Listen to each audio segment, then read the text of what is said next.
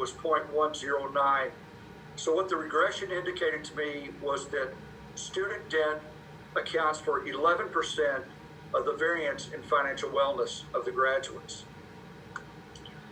The second hypothesis measured the relationship between student debt and major life choices. Here the R-square was 0.363, the adjusted R-square was 0.360, so the regression indicated that student debt accounts for 36% of the variances in major life choices. Then the third hypothesis tested for a relationship between financial wellness and major life choices. Here the R-square was 0.277, the adjusted R-square was 0.274. So financial wellness explains 27% of the variance in major life choices. Now, I did do, as you probably read, I did do a test for mediation, and I found out that financial wellness did not mediate the student debt, and I've got those figures in my writing. So from this, I started looking at the 6 major life choices that I measured. Those choices, as you can see, are getting married, the decision to marry, the decision to have children, a decision to purchase an automobile, a decision to continue their education. And on the continuing education, it was either a graduate degree, perhaps going back for a second bachelor's degree, or even going for very specific training, purchasing a home and saving for retirement. So as you can see, and the scale here was 1 to 5. 1 being absolutely, it caused me to delay my decision to do whatever it is. 5 meaning there's no way, didn't even think about it. Played no part, my student debt played no part in any of this. As you can see, for getting married, it is the least impacted by student debt and financial wellness, but the mean is still 4.17. So there is a small amount of influence here.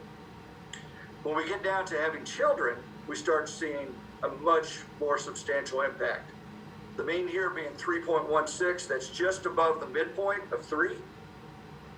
And graduates are giving thought to having children. Can we afford them? Can we not? Purchasing an auto was the first one that came in below the midpoint. Student debt, financial wellness are impacting the decision and influencing the decision whether or not to purchase an auto. The continuing education, and this to me impacted pretty hard, because if we look at the concept of human capital theory, we would continue our education. Maybe we retrain, maybe we go to a different area, but we would do this for either financial reasons, promotability, personal satisfaction.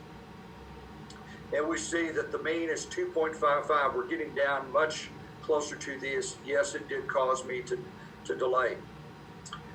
Purchasing a home, excuse me. This really interested me because typically the home is the largest single asset most families will have. And most families still today put them on a 30-year note. So if we delay buying the home, if we move it down the road, then we're moving everything down the road. And a family could be, or a couple or a graduate could be having a house payment very close or into retirement age, which could impact their budget ability. Also, delaying the purchase can impact the ability for a person to kind of, as we trade up in homes. We might start with a smaller home and then trade up. We may not have the time to do what we want to do with that.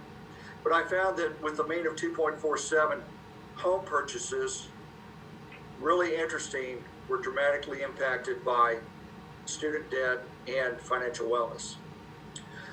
The sixth one is just alarming to me. Graduates are coming out and they are delaying beginning the retirement for savings.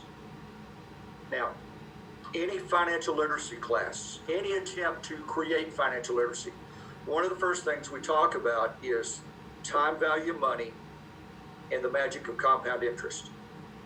Okay? And we teach The magic of compound interest isn't on the front side, it's on the back side. And so it's those last 5 years, those last 8 years, where that amount of money really begins to grow. For graduates that delay their beginning their retirement,